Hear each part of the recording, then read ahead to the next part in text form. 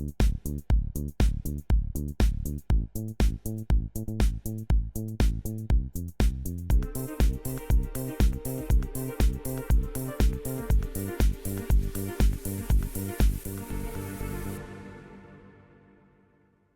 everybody. Welcome to the Record Collectors Club Conversations podcast and a special 2024 review series, which we kick off today. So every year I put a list of my favorite 50 albums together, and each year it's become more and more difficult to do that. But 2024 was an incredibly difficult year to pick a number one record from. Such a good year for music. For this Record Collectors Club Conversations Club podcast episode, I'm flying solo and I kick off my Iain review series, talk through my favorite records from the months of January to June and the first half of the year. So we'll follow up this episode in a few weeks' time with another episode, which will digest the back half of the year as well. So as I said and caveated, these are my favorites, and by no means in any favorite order for this episode itself, as the list will start to come together in the next few weeks and favorites revealed in a special roundtable podcast episode planned to be released in December. So I know folks are going to be screaming at me for not including certain favorite releases that they have enjoyed, but music's so subjective, and I hope some of the records that I discuss on today's episode reveal some new artists to you, and some of you go out and buy the records that have been put out this year. So let's kick off today's episode by starting out at the most logical place, the beginning of the year and January. So January started with a superb record from Britpop band Shed 7, their album Matter of Time. It came on the 30th anniversary year for the band, and it ended up being their first ever number one album, sixth studio album by the band as well, and it was released through Cooking Vinyl. The lead single, Kissing California, was released in sort of middle of last year, and the band said they kind of took a nostalgic journey back to their roots, delving into the sounds that ignited their passion for songwriting when they were younger. And as a result, Shed 7 have kind of reconnected with classic albums that they used to listen to, and they got inspired and ready to write and then put this album together. And as I said, the band was celebrating the 30th anniversary this year. They've had other things that have been out. They put out a reimagined album of their debut album, Change Giver, which turns 30-year-old this year. And they also put out a best of, which was done with a sort of orchestra, which was brilliant. That came out sort of the back end of this year. They also had some great live gigs, which I've managed to get to. They played a really good in-store at Beyond Vinyl in Newcastle a few weeks back now, and that was just Rick and Paul doing sort of an acoustic-y set, and Maxi as well on drums. But yeah, back to Change Giver. They had four singles released as well from this record. FKH, In Ecstasy, which features Rowetta. The absolutely beautiful song Starland, which I think is probably a favourite of mine on the record, and Talk of the Town. Pete Doherty also featured on vocals for the album's closing song called Throwaways. Yeah, what a year it's been for Shed 7. I probably don't think they would have even imagined it could have got any better, really. But yeah, a superb way to start the first kind of new week of the year and some great new releases. So moving on to the next one, and that's Bill Ryder-Jones's Lucky Da. This album was the sort of the second one that came out really that caught my eye of the year. That was released on 12th of January through Domino. And I'm not kidding, it probably could be my album of the year. No spoilers, but it's such an absolutely incredible record. The album's produced by Bill at his Yawn studio in West Kirby near Liverpool. And the album's title translates as Good Health in Welsh. I think Bill Ryder-Jones has kind of stated in interviews that this is such a record that he's been really proud of, and maybe one that he's really enjoyed pulling together. In terms of sort of critical acclaim, it's been received exceptionally well. Mojo magazine stated that they felt the album documents a period of intense anguish with careful understatement and smart musical references. And it is such a beautiful, wonderful, and intimate record. And standout tracks for me, probably If Tomorrow Starts Without Me is just amazing, and How Beautiful I Am is really great as well. Managed to catch Bill live a couple of times this year, but caught him at End of the Road Festival back in August, and the songs translate beautifully live. And that was obviously an outdoor stage kind of setting. But this November he's got some small, intimate kind of indoor stuff coming up, and he's touring with Gruff Rhys. And I'll be sure to try and go check them out. That'll be an exceptional gig as well. So just talking about Gruff Rhys, he had another great record out again this year from his solo sort of stuff, and that was called Sadness Sets Me Free. That was his eighth solo album, and it was recorded over a course of a 3-day kind of stint in Paris. He's very folky. It's very Gruff Rhys. He's kind of usual, melancholic, beautiful kind of like guitar playing, acousticy kind of sound. Also, a little bit of an extension to Super Furry Animals as well. Some of the stuff that he's written for them previously. And yeah, that was just a really nice record, and another favorite of mine too. So another one in January, and this was a completely new band to me. And they're called Brown Horse, and their album's called Reservoir. They're a six-piece band from Norwich, and I have to admit I was really late to the party with this band. I didn't get recommended. I didn't get recommended them until sort of almost the back end of the year. It was actually when I was going to the End of the Road festival. I put a post out on social media asking for people to look at the lineup and recommend people, and Brown Horse were mentioned so many times. And then I managed to catch them live, and absolutely blown away by stage presence, the musical talent. These people can really play their instruments superbly, and musical styles just like the hark back to like Crazy Horse, who I absolutely love. Styles of Neil Young, Nils Lofgren. You know, Once I got to the festival, and then come back, I went out and bought this record, and it sounds great on a turntable. I think the outtakes track is probably my favorite on the record, and I'm really hoping to do some dates next year up in my neck of the woods so I can have a look and see them live. And just a couple more to close out the month of January. I also enjoyed the debut album from Dublin band Sprints. That was another band that I managed to catch live at End of the Road, and they put on an incredible show. And then we can't talk about the January releases without mentioning The Smile and their album Wall of Eyes. This was their second studio album, following up the successful one from last year. This year it turned out to be such a busy year for The Smile. We'll discuss their other album that got released in the next episode of the podcast. But yeah, that was a really good one that I enjoyed as well. So that was January. Moving on to February, it's settled down a little bit in terms of favorite releases for me. There's still a few good records that dropped this year, and one of them was by the sort of hotly anticipated girl band Last Dinner Party, and their album was called Prelude to Ecstasy. That arrived early in February. It was hugely anticipated, as I said. It's produced by superstar producer James Ford, and it also included the hit single "Nothing Matters," which was on the radio everywhere. It charted at number one, and it became the biggest selling debut album in 9 years in the UK, actually. So, but the band called the concept of ecstasy a pendulum which swings between the extremes of human emotion, and from the ecstasy of passion to the sublimity of pain, and one that binds the album together. The band also said in interviews that they kind of like laid bare confessions directly from their own diary pages, and brought everything to life and together in this album because of that kind of like that theme running through it.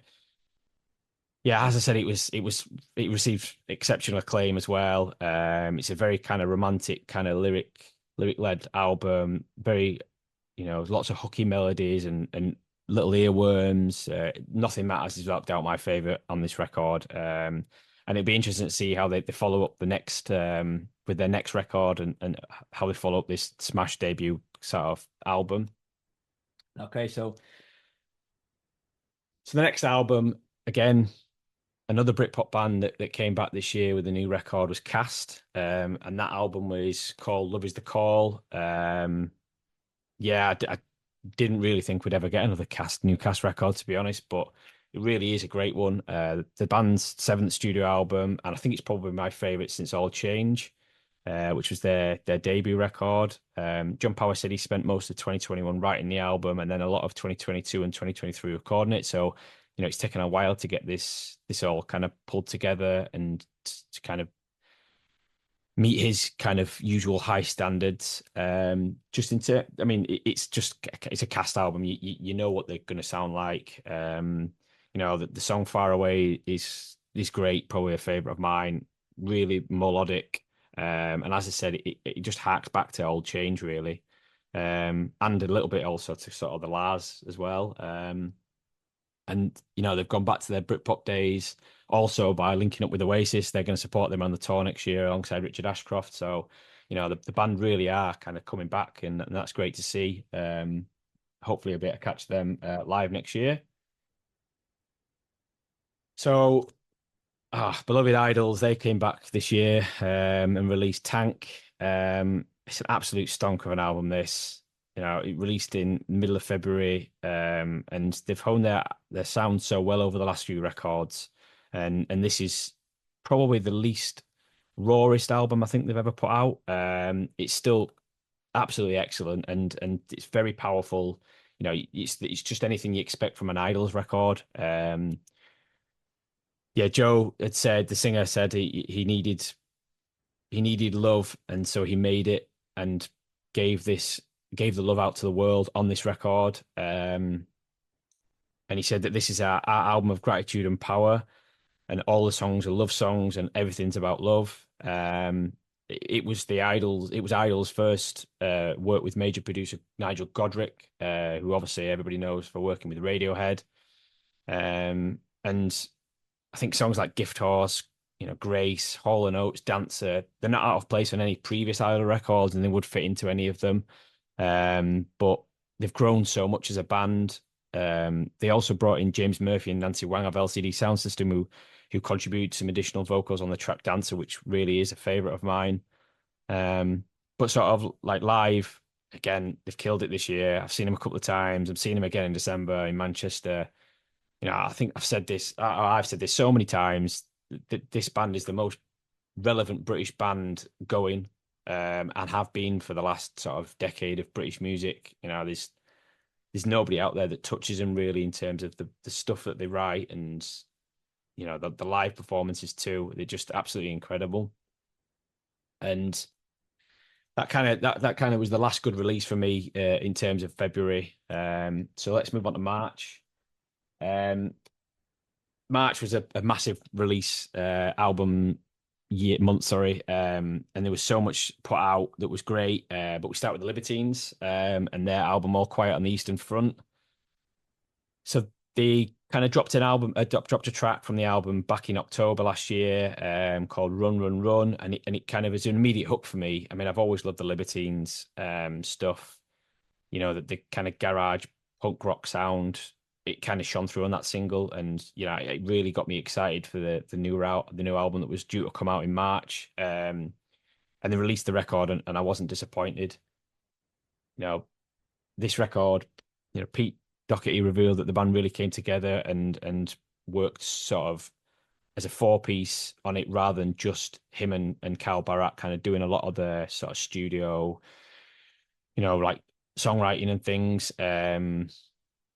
And they also started to kind of work on the record a little bit earlier in September in Jamaica. And then they kind of brought John and Gary, the other band members, in on it together and like finished the album, honed the sound. And they recorded it over a 4-week period in February and March at the Albion Rooms, which is in Margate, which is a location that the band own in terms of a studio. Seen them twice this year, recently just this week, and they were excellent. And then, yeah, I mean, live, they just look tighter than ever, and they look to be having lots of fun on stage.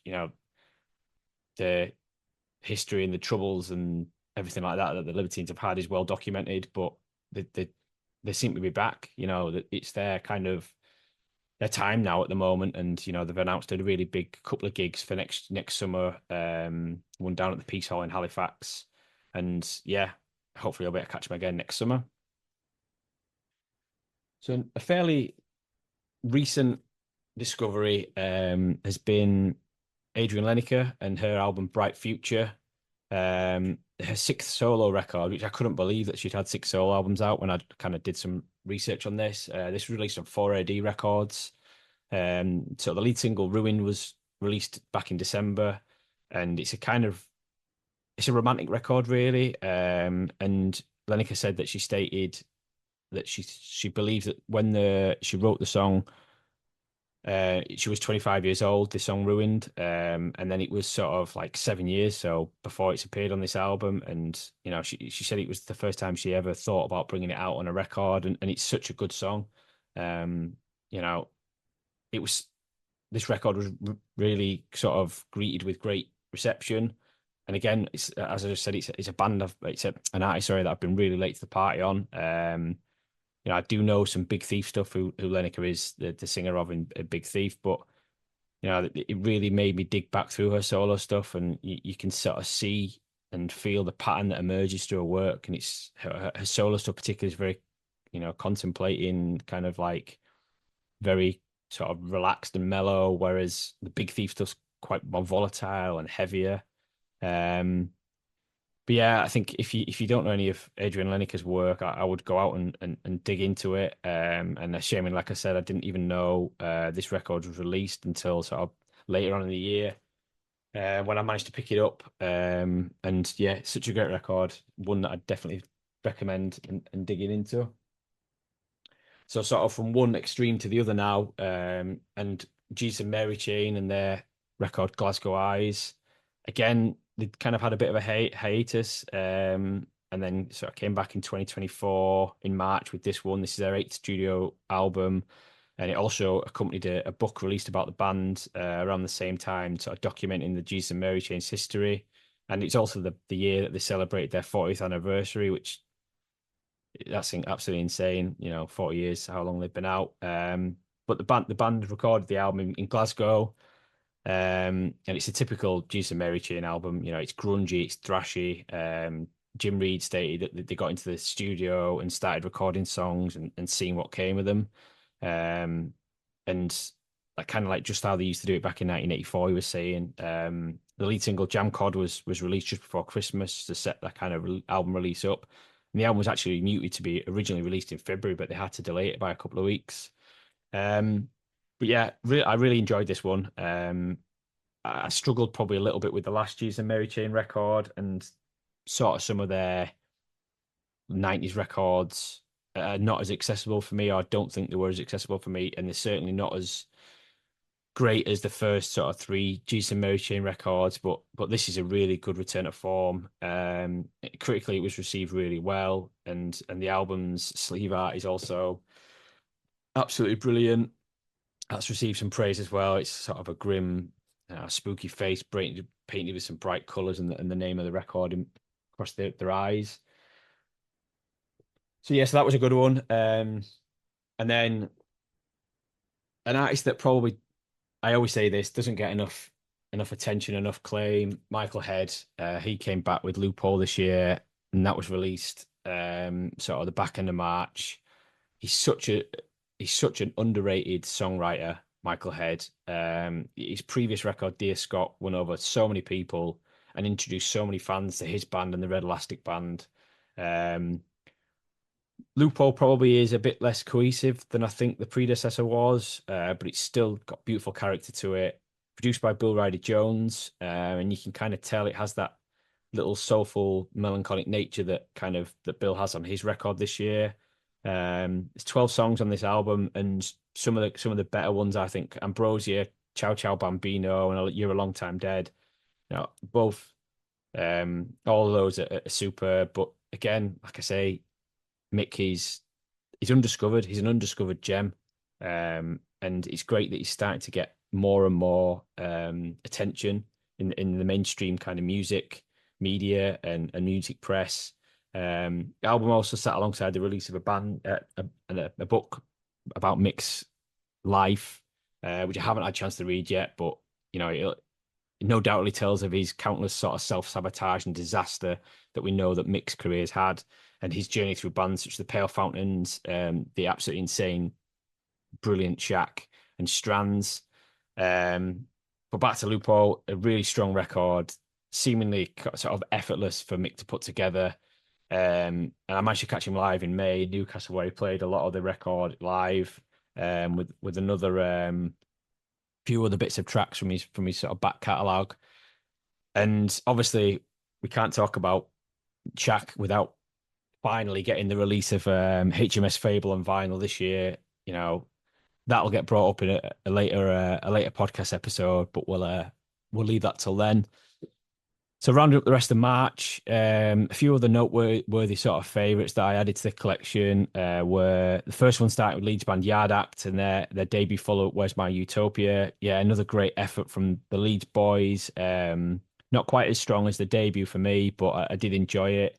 Um, you know, Favourites Elbow, they returned again with Audio Vertigo, their album in 2024.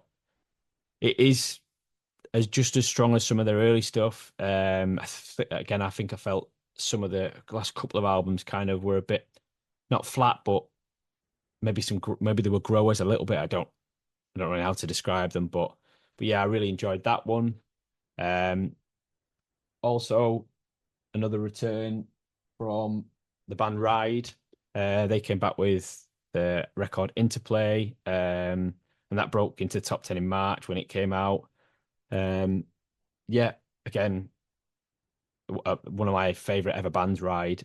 Caught them live in September, and they were superb. They always put out some great stuff. I don't think I've been disappointed with any of their records really across their career. And then sort of a new discovery for me this year again was a female folk artist called Waxatachi, and her album Tiger Eyes. I picked this up quite late in the year in a sale, but so glad I did. It's such a beautiful record. Again, an artist I didn't know anything about. And that's beauty of music, innit? You just kind of discover people through social media, particularly. I'd seen a few people have played this album this year, and yeah, they've really enjoyed it. So I would recommend going out and listening to her. And then we can't round March out without talking about probably the most controversial release of the year, and that was a collaboration between Liam Gallagher and John Squire. You know, it's divided countless opinions, but that's music. All I'll say is the music itself is fantastic, but the lyrics probably leave a little bit to be desired, I think. So, yeah, I wanted to pick it up because obviously I'm a Liam and Oasis obsessive, but yeah, it was all right. Put it that way. So on to April then. Um, this was another great month for releases, and it kicked off with quite possibly probably one of my favorite ever debut records by a band. The excellent English teacher and their album This Could Be Texas. Yeah, they rocked up from from a relatively unknown kind of place. Not too many people will have caught this band live, but once they put this album out, they just exploded everywhere. This is on Island Records. You know, it's hard to put into words the sort of superlatives that should be describing this record. And as a debut for me, it's right up there with the likes of the Arctic Monkeys debut, the Strokes. Throughout the record, you can sort of hear little hints of Radiohead through it, I think, particularly on tracks Albatross, I'm Not Crying and You're Crying. You know, the, there's, there's so much depth to this record. There's so much to go at. You know, tracks like Broken Biscuits, it's a ballad, but then it kind of brings electronic music into it and post-punk and indie rock all in together in that, that one little track. Um, Probably favorite track of the record is The World's Biggest Paving Slab, and that's been a staple in some of my DJ sets over this year. Vocally, the singer Lily, her voice is absolutely incredible. Instrumentation and rhythm that flows through the album is amazing. It's a really, really strong record from start to finish. And then, of course, it won the 2024 Mercury Prize in September, and that beat off some absolutely incredible records that I'll talk about on this episode. And the band has such huge potential, and I'm really looking forward to seeing how they follow it up next year with their follow-up record. And I'm hoping that record will come out next year. We can get some new material from them, because this is a record I've played like so much since I got it in the collection. Um, so on to the Black Keys and their album Ohio Players. They came back with their 12th studio record this year in April. And I'll honestly sort of hold my hands up and say I've probably lost touch with this band a little bit over the last few records. But this album, Ohio Players, really did catch my attention on sort of first listen. Dan Albarak and Patrick Carney seem to be sort of playing tighter than ever. And I think probably this has been my favorite release from them since El Camino back in 2011. This album has numerous guests on it, including Beck, Noel Gallagher, Booker T. Jones, Greg Kurstin. It's their usual sort of Americana sound, but there's a huge hint of garage rock in this album too, particularly on the track that Noel features on, called "On the Game." That's a really really good song. I'd say overall it's a strong record. I don't think it got as good sort of critical release. Praise when it came out, but I've had it on the turntable quite a lot over the year, and it's been really enjoyable, and I've really enjoyed that one. So, um, another record that I've absolutely loved this year has been Pet Shop Boys. Nonetheless, speaking of returns to form, Pet Shop Boys, they've well and truly done this for me. This is their 15th studio record, released on Parlophone. Once again, James Ford's been involved in this record as well, and it was recorded at his London studio, and it's everything you come to expect from a Pet Shop Boys kind of record. It's joyous, it's celebratory, but it also has some reflective moments in sort of more ballady tracks like New London Boy. But obviously, as you would come to expect, it's an electronic record from start to finish. But I read that Neil Tennant had noted in an interview that they had orchestral scores on every single track, which I didn't pick up straight away. But then when you listen to it a few times, you get that kind of vibe through it. So I wouldn't say I was a huge Pet Shop Boys fanatic, but this record really did grab me on first listen, and I knew straight away I'd be going out and buying the physical record. Tracks like New Bohemia and Why Am I Dancing have become standouts in the album, and I often find repeating them quite a lot. Um, Chris Lowe and Neil Tennant really have found the form on this record, and this I don't think will be high in many countless lists this year, but for me, it will be fairly high in my list. It's a really, really good record and one that I really enjoyed. Um, Sort of coming through the rest of the releases in April, some other favorites: Dark Matter from Seattle grunge band Pearl Jam. That was produced by the legendary Andrew Wyatt. Again, another good record. It didn't quite catch me straight away and as quickly as their last record, Megaton, did, but there's some good tracks on there. Wreckage is a favorite of mine. I haven't got that on vinyl yet. It's just so expensive still. It doesn't seem to be a price drop on that one at all. Um, but then this year as well, in April, Jane Weaver came back with another record called Loving a Constant Spectacle. That's a beautiful folk record, released on Fire Records, and it's such an emotional record as well. And again, relatively new to her work, but I'm started in the process of digging back into her discography, picked up a couple of her records recently as well. But yeah, that's a really stunning record. And then sort of a final nod to another album that came out this year, Wilson Williams. That's put together by local artist up here, Withered Hand and Catherine Williams, a really nice duet. And that was a really nice way to close April out. Um, so on to May then. This was um, probably a jam-packed album release month for me. So we'll kick off this month with an album that came out of the blue for everybody, and that was Lives Outgrown by Beth Gibbons from Portishead. Her second solo record. Wow, this one is absolutely astounding. It's such a beautiful record. Again, James Ford's had his hands on this one as well, and he's added some touches to it, which makes it just even more beautiful. I think I read that Gibbons wrote this album over a span of about a decade, and themes included growing older, motherhood, anxiety. This was nominated for the 2024 Music Prize, and again, this has been had countless critics' praise. Yeah, I think for me, Beth's voice has always been really haunting, but that's the warmth and charm to her, and that's what she brings to her music and her records.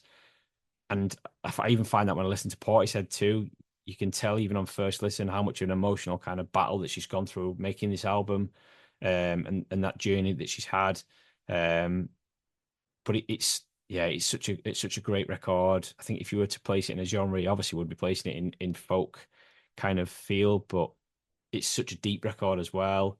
Um, and again, it's as I said, it's come from quite a dark place, I think, for Gibbons. But yeah, it's a really good one. It's beautiful. I would highly recommend going out to get this.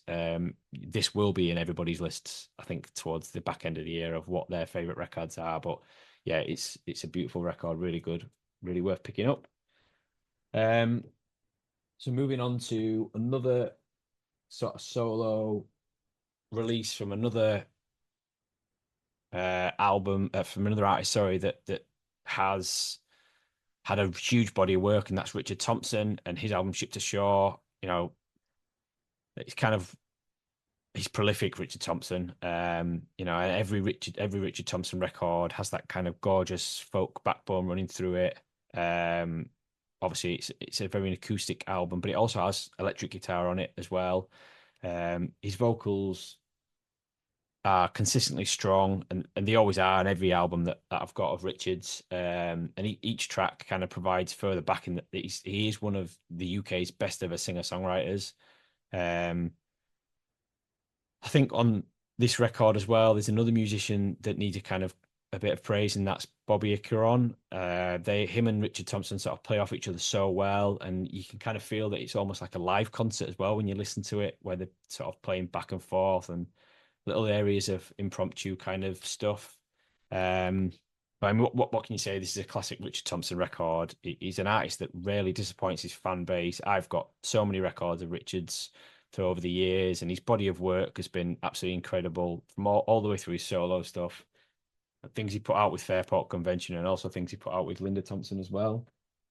Um, yeah, that was a really, really, really good favorite record as well for me this year. And then from one singer songwriter to another, this one, Bernard Butler. Wow, what it's so hard to describe how good this record is. This album's called Good Grief. Back in February, I caught Bernard doing some of his solo stuff at a small venue in North Shields, and he played a couple of records off this track off this record, sorry. And I was absolutely floored by how good they were and how great they sounded live. So, I was hotly anticipated record for me, and it definitely did not disappoint.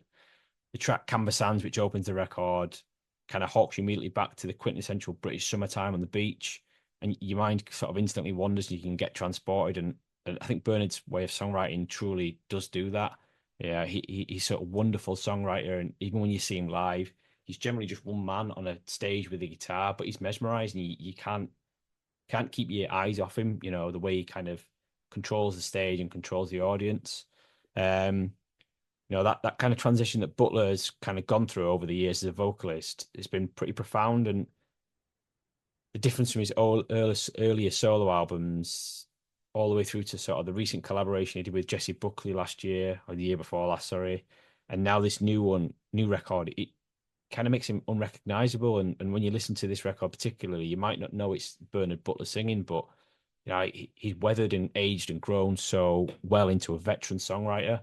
And I'd be putting him in the experience category of the likes of Johnny Marr, the likes of Paul Weller, even Richard Thompson. He is up there in that list. Um, Another one of my favorite tracks on this record, "Preaching to the Choir," absolutely sublime. The guitar sort of teases beautifully with the violin in the background. It's such a warm record. This so much depth to it. Really, really great one. An album that no spoilers, but it will be in my top 50. It will be in my top 10. No question. Such a great record. And then we sort of follow that one up with another singer songwriter. I mean, May seemed to be the month of singer songwriter album releases, and this is another artist that I hold really dear, and that's Richard Hawley and his album "In This City They Call Love." Um, Richard returned with this record sort of since his last record in 2019, which came out just before the pandemic. And he dropped a lead single, Two for His Heels, which is sort of a punchy 3-minute electric kind of country track that set the tone for the record. People that know Richard's voice, it's crooning, it's ballady. You know, it, his voice always kind of transforms the music that he plays so well, and it adds extra layers and depth to it. And yeah, this album's no exception at all. Yeah, I've seen this album performed, within Bits Live this year, and again, I'm seeing him in December, and I'm really looking forward to that gig. He's such a great storyteller. He's enchanting. You know, there's a lot of strings on this record, and I can't help compare that back to 2020, 2005's Cold Corner, but I won't say it's as good as that because that's by far and away my favorite Richard Hawley record ever. Also got to give a special nod to his sort of right hand man Mac Shez Sheridan, whose guitar playing on this is outstanding. Live is outstanding as well. You know, like so many other solo artists mentioned in this month, in this May segment, Richard truly is a British musical gem. And again, he should be held in high regard and in that list, like with Johnny Marr and Weller and all them people. So um, yeah, such another good record that came out this year. You know, we'll round it up. We'll round May up by speaking about Paul Weller. His record 66 came out this month as well. Again, it's another solid solo Weller release. It didn't grab me as quickly as some of the recent solo albums have that he's put out. But then I saw him live last month, and yeah, I had to revisit it again, and you can then appreciate its sort of beauty and brilliance. I mean, Weller's aged like a fine wine. He's just such a excellent singer, songwriter, performer. You know, I don't really have to kind of speak about Paul Weller that much because you all know who Paul Weller is and all his sort of history. But yeah, that was an excellent one. And then a sort of a final nod to a couple more albums in May. Camera Obscura's Look to the East, Look to the West. That was a really nice, jangly Scottish poppy record. And then another new discovery as well, a band that I also saw at End of the Road Festival, King Hannah, and their album Big Swimmer. That was a really, really good record, and one that I really enjoyed. So just closing out this podcast episode with June, and really there was only one record that kind of captured me this month. Obviously, we know in the summer months a lot of bands play festivals and things, and there's not a great deal of new music released. But that record was Bonnie Like Horseman, Keep Me on Your Mind, See You Free. And that was by a US supergroup, which, as I say, called Bonnie Like Horseman. They're formed of folk artist trio, Anais Mitchell, Eric Johnson, and Josh Kaufman. Again, another late sort of discovery to myself. I went back and saw that they had 3 albums, but this one by far is my favorite out of the 3 that they've ever had out. And the lead single, I Know You Know, is absolutely a brilliant song. As I said, this is their 3rd studio record, and that's probably, I think it's probably their most accessible to date, particularly for a newcomer to the band like myself. And if you were to go and start dig back into their stuff, you'll start to enjoy it. I also found that the trio's former bands, I started to dig a little bit into them, and particularly Eric Johnson's band Fruit Bats. That's kind of clicked with me, so I've started to go back into some of their stuff. But I mean, back to Bonnie Like Horseman, it's a brilliant folk country rock record, great package of songs in it. Vocals are primarily shared by Anais Mitchell and Eric Johnson, and the melodies blend so well together.